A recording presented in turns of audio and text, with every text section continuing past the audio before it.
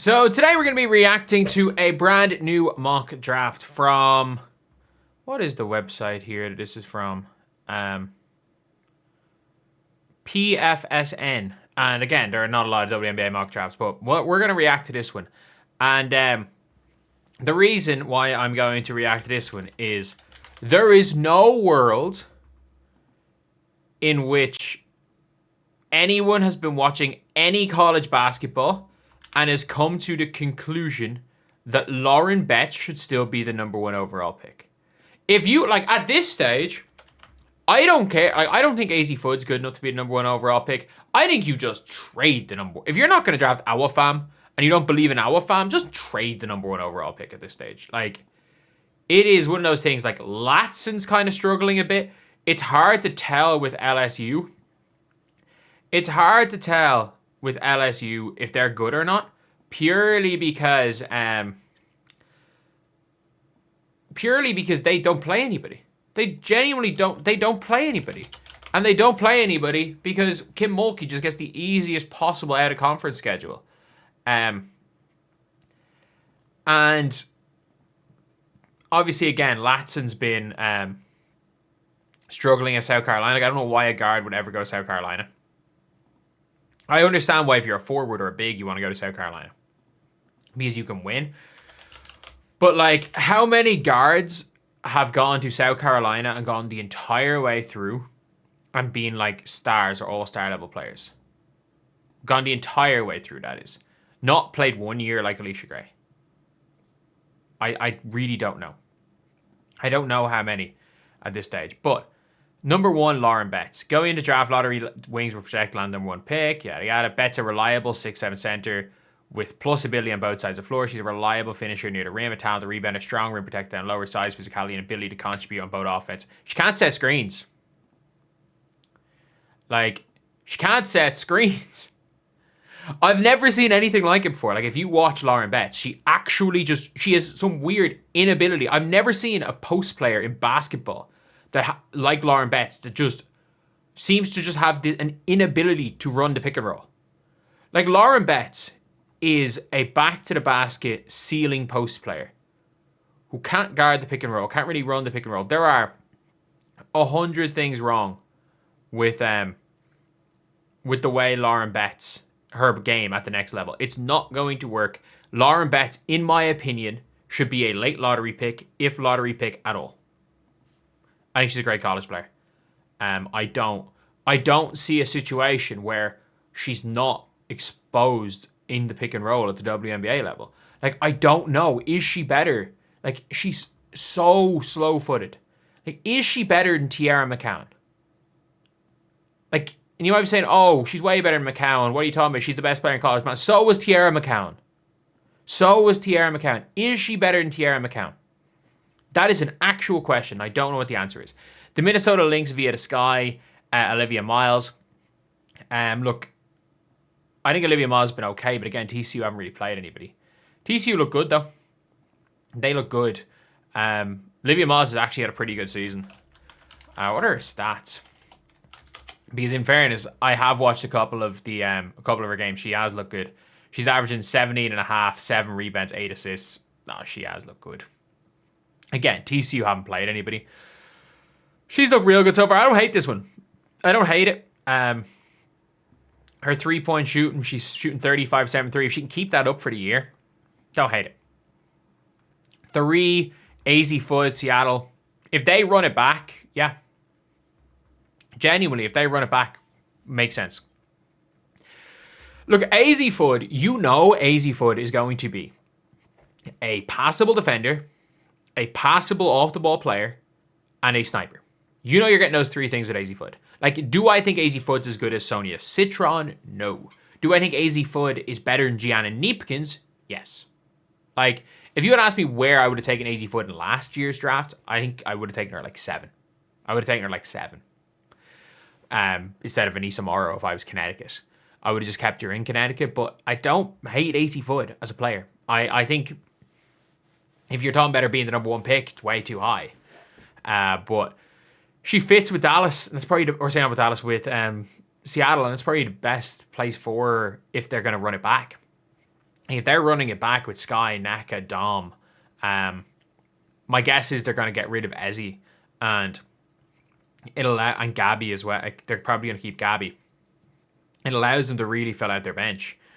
And I think they could have a genuinely content. They could be contenders. Like, look, they were a missed rotation away from beating the Aces in the playoffs. They were Neko Wumake missing a rotation and Skylar Diggins missing a wide open Malonga for a layup away from beating the Aces. Number 4, Awafam. There is no way.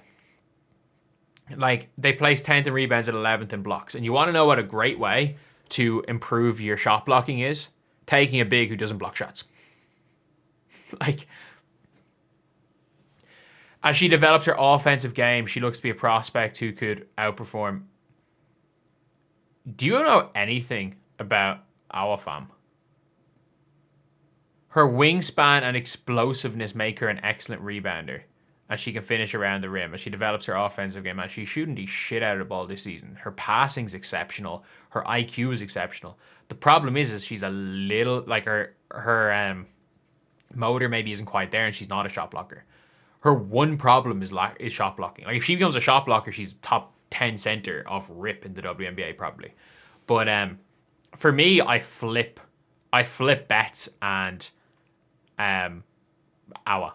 Like, I think there's no world that Lauren Betts goes over Awafam in the draft. There's no world. But also Flau'jae at 5. Flau'jae at 5 is a really interesting one because she's a dynamic scorer. It's just, I still think she goes higher than 5. When it's all said and done, I think we're talking about her in the number 1 conversation. This reminds me a little bit of 2019. I wasn't watching in 2019, but I've read back a lot of things in 2019 where it was like, until the day of the draft, Tierra McCown was expected to go number 1. They spent half of that year, Sabrina Ionescu was mock number 1. She didn't even enter the draft. Nobody knew what was going on. But Flau'jae is a dynamic scorer. But the problem is that nobody knows how well she's playing this year because no one has a fucking clue how to judge LSU. Toronto Tempo, Tanaya Latson. Yeah, I mean, look, this is a 6-person draft. Everyone knows who the top 6 are. Latson struggled a little bit compared to what we kind of expected, but I don't know. I think there's a world that Raven Johnson goes ahead of Tanaya Latson. I'm not joking when I say this.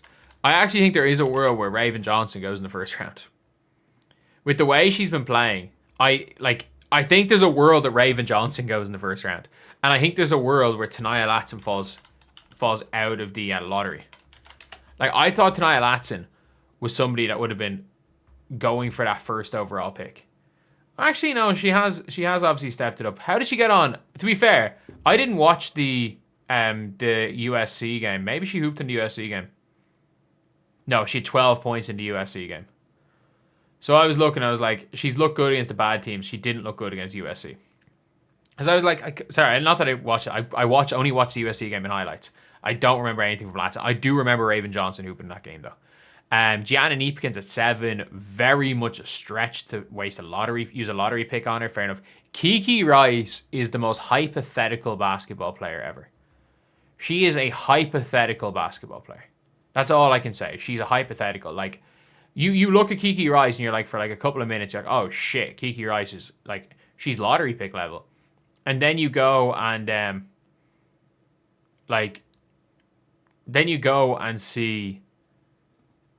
watch a whole game, you're like, she's garbage. Like, I don't know Kiki Rice. I don't know if she's really good or really bad. I don't know. Chloe Kitts is just on the list. Chloe Kitts is going to go back to another year in college. Cody McMahon to Ole Miss. How is she getting on this year, actually? There's no way Cody McMahon goes one spot outside the lottery, is there? He's averaging 70.5, 6.5. But Ole Miss, am I right in saying Ole Miss lost? No, they went to OT with Memphis. Like, that's not ideal. That's really not ideal. But they got the win in the end, and she did a 19. So maybe she goes there. Okot, the Fever don't need Okot. I'm just gonna stop that right there. They don't need her. She is not what they need. And they definitely don't need Garzone. Garzone has been stinking it up right now. She has been stinking it up for Maryland. Like, has she picked it up? Maybe she has picked it up in the last couple of games, but she was stinking it up for a while with Maryland. Nope, she had 9 points. Her season high was against UMBC, and it was a 12-point game. They've played Georgetown, Princeton, UMBC, Loyola, Maryland, and Towson, whoever Towson are. They're 5-0. She's not been good. She's really not been good. The Connecticut Sun get Ashlyn Jackson. I'd rather, if I was the Fever, I'd rather get Ashlyn Jackson than I caught. Sarah Williams, I think she's been okay. The Atlanta Dream getting Sarah Williams. Ashlyn Jackson's an interesting one as well, but I just don't know if she's not going to come in to start, but I think she'll be all right. Sarah Williams is good. I think she's good. She's athletic. She looked good at UConn. I would still take Janiah Barker over some of these. Like, again, I don't think Janiah Barker has been brilliant. I just for the idea of Janiah Barker. Just the idea of Janiah Barker. I don't know. I don't know. Like, maybe I'm like over like sensationalizing Janiah Barker, but like she is still averaging 13 points, shooting 35% from three so far on a decent Tennessee team. And I get it. They did look like they lost to NC State, but they lost to NC State by 3.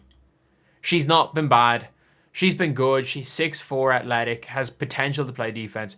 And Iana Martine, first round draft and stash. I think she's been all right. I don't know if she'll ever play defense, but she's been all right. So yeah, that's pretty much it. I think Janiah Barker goes higher than 14.